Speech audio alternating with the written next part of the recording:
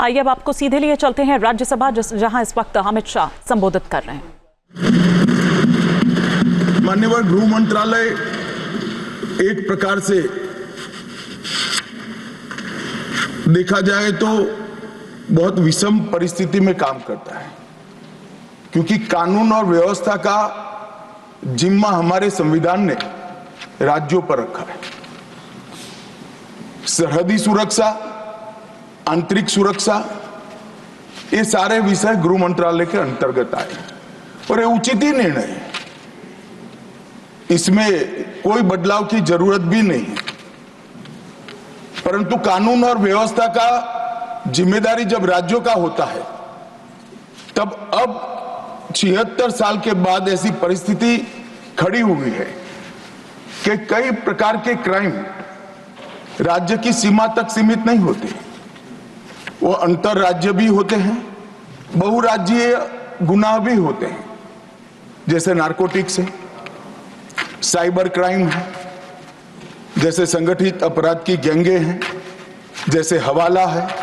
ये सारे अपराध कोई एक राज्य की सीमा में नहीं होते हैं और कई अपराध ऐसे होते हैं जो देश की सीमा के बाहर से भी हमारे देश में किए जाते हैं। और इस सबको देखते हैं तो समयानुकूल तरीके से गृह मंत्रालय में परिवर्तन होना बहुत जरूरी होता है।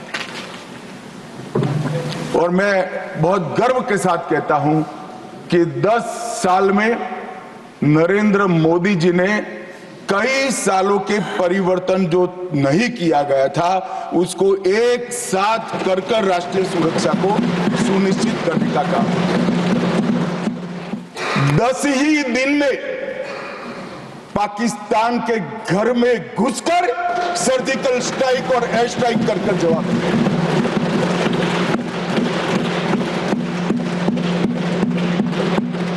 पूरे दुनिया में 2 ही देश ऐसे थे जो अपनी सीमा और सेना की सुरक्षा के लिए हमेशा सम्मान के साथ इजराइल और अमेरिका।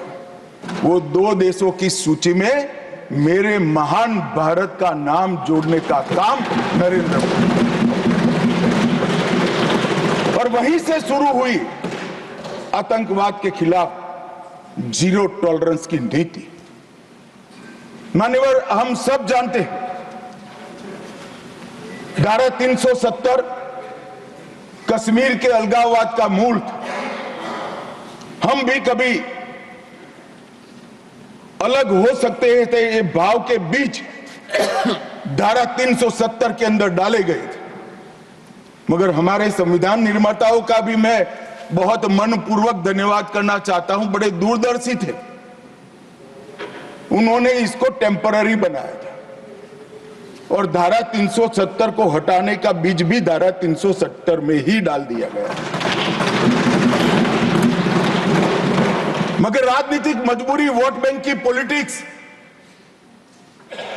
हमारे पुरखों ने धारा 370 डाली है, हम नहीं हटाएंगे, ऐसी जिद धारा 370 को लेकर चलती रही, कई सालों तक चली। और मान्यवर, यही सदन में 5 अगस्त 2019 में मोदी जी ने धारा 370 को समाप्त।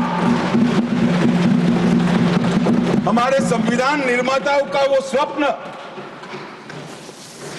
कि एक देश में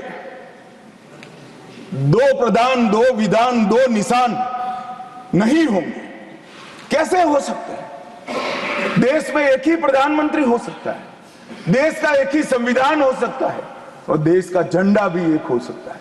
कैसे एक देश में 2 विधान, 2 प्रधान, 2 निशान हो सकते? मगर चलाए गए, सालों तक चलाए गए और 5 और 6 अगस्त 2019 को इस देश में एक विधान, एक प्रधान और एक निशान का नया दौर, और वहीं से शुरू हुआ कश्मीर को हमेशा के लिए भारत के साथ एक रूप करने की प्रक्रिया। सबसे पहले डोगरी, हिंदी और उर्दू को राज्य की भाषा का स्टेटस दिया गया। मान्यवर, भ्रष्टाचार रोकने के लिए कोई एंटी करप्शन ब्यूरो की वहां रचना ही नहीं थी, क्योंकि रोकना ही नहीं चाहते थे। इतने सालों के बाद एंटी करप्शन ब्यूरो वहां बना, देश के सारे कानून वहां स्वीकार कर लिए गए, चाहे महिलाओं के अधिकार का हो, दलितों के अधिकार का हो, आदिवासियों के अधिकार का हो, बच्चों के अधिकार का हो, ये सारे कानून वहां स्वीकार कर लिए गए। पठानकोट से एक नाका परमिट रखी गई थी एक भाव खड़ा करने के लिए कि देश के हिस्से में आप नहीं जा रहे हो। पठानकोट की नाका परमिट को नरेंद्र मोदी जी ने समाप्त कर दिया और नया दौर शुरू हुआ लोकतंत्र का, खुशहाली का, विकास का। आज ये कहते हैं क्या परिवर्तन आया है, मैं ध्यान से सुन रहा था, धैर्य न रहे ऐसे उकसाते थे, मगर मैं जवाब जरूर दूंगा। क्या परिवर्तन आया था सुन लीजिए। 33 साल से आपके शासन में रात्रि के सिनेमा हॉल नहीं खुलते थे, सिनेमा हॉल ही नहीं खुलते थे हमारे शासन में वहां। 34 साल से मरहूम के जुलूस का, ताजिया का परमिशन नहीं था, हमारे समय में दिया गया। G20 की बैठक में दुनिया भर के डिप्लोमेट्स वहां शांति से गए, कश्मीर की संस्कृति, संगीत, खाना और कश्मीर की खूबसूरती को एंजॉय कर कर वो अपने अपने देश में वापिस गए। मान्यवर, इस देश में लाल चौक पर तिरंगा फहराने के लिए हम सब भी गए थे। प्रधानमंत्री और हमारे तत्कालीन राष्ट्रीय अध्यक्ष मुरली मनोहर जी के नेतृत्व में कन्याकुमारी से कश्मीर यात्रा निकली थी। यहां से बहुत सारे लोग उसमें होंगे।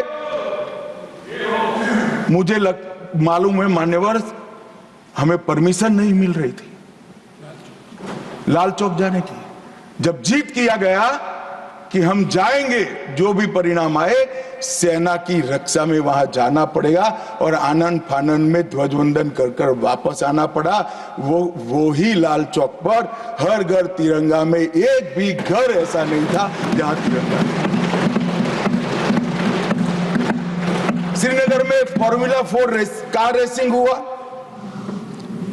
वही लाल चौक पर कृष्ण जन्माष्टमी का महोत्सव रंग चंग के साथ मनाया गया। मां शारदा देवी के मंदिर में दशकों के बाद दीपावली और सरस्वती पूजन हुआ। खीर भवानी का ज्येष्ठ अष्टमी का महोत्सव 22 साल के बाद मनाया गया।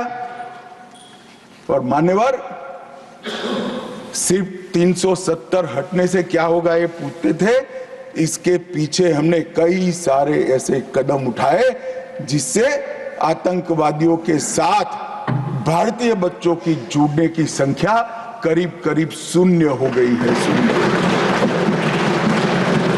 पूरे देश ने देखा होगा, 10 साल पहले आतंकवादियों का महिमा मंडन होता था, बड़े बड़े जनाजे के जुलूस निकलते थे।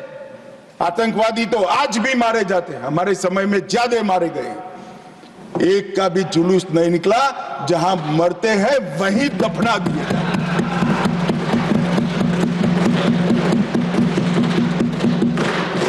कोई आतंकवादी बन जाता था, उनके परिवारजन बड़े शौक से सरकारी नौकरी करते थे, तंत्र चलाते थे।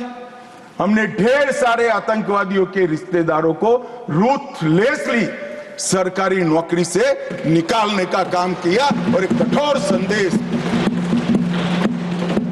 बार काउंसिल में उनके समर्थक बैठे थे, केस नहीं कर सकते थे, हड़तालें हो जाती थी। जो समर्थक बैठे थे वो सभी या तो दिल्ली की जेल में है या श्रीनगर की जेल में है। मान्यवर, आतंकवाद और आतंकवादी दोनों के समर्थकों सरकारी रोजगार, पासपोर्ट देने में और गवर्नमेंट कॉन्ट्रैक्ट के लिए हमने बिल्कुल बैन कर दिया, हिम्मत के साथ किया और आज लोग नहीं जुड़ रहे। और इसका परिणाम क्या हुआ मानिए? ये कहते हैं क्या हुआ 370 से। मैं आज हिसाब देने आया हूं क्या हुआ 370 हटाने के बाद। 6 साल हो गए मान्यवर। 2004 और 14 दोनों के बीच में जो कुल घटनाएं थी टेररिज्म की 7,200 से 17 से घटकर 2,242 तक। मैं 10 साल की कहता हूं, अंतिम 6 साल की नहीं कह रहा। मृत्यु टोटल जो था उसमें लगभग कुल मृत्यु में 70% की कमी आई। नागरिकों की मृत्यु में 81% और सिक्योरिटी फोर्सेस की मृत्यु में 50% की कमी आई है। मान्यवर, ये बताता है कि आतंकवाद कम हुआ है। 2010 से 14 में हर साल एवरेज ऑर्गेनाइज्ड स्टोन पेल्टिंग पथराव 2654 के एवरेज से हुए। 24 में एक भी करने की किसी की हिम्मत नहीं। ऑर्गेनाइज्ड हड़ताल 132 हुई, आज किसी की हिम्मत नहीं है, एक भी हड़ताल नहीं होती है। स्टोन पेल्टिंग में नागरिकों की मृत्यु 112 और जख्मी 6000 हुए थे। अब स्टोन पेल्टिंग ही नहीं है तो मृत्यु या जख्मी होने का सवाल ही नहीं। मान्यवर, और इन कांग्रेस के शासन से किसी एक साल को पीक कर सबसे कम आंकड़े और भारतीय जनता पार्टी के शासन के एक साल में पीक कर सबसे कम आंकड़े इकट्ठा करते हैं तो 2004 का साल कांग्रेस के लिए सबसे अच्छा माना जाएगा, क्योंकि 2004 में अटल जी की सरकार गई थी। कुल घटनाएं उसमें 1517 हुई थी।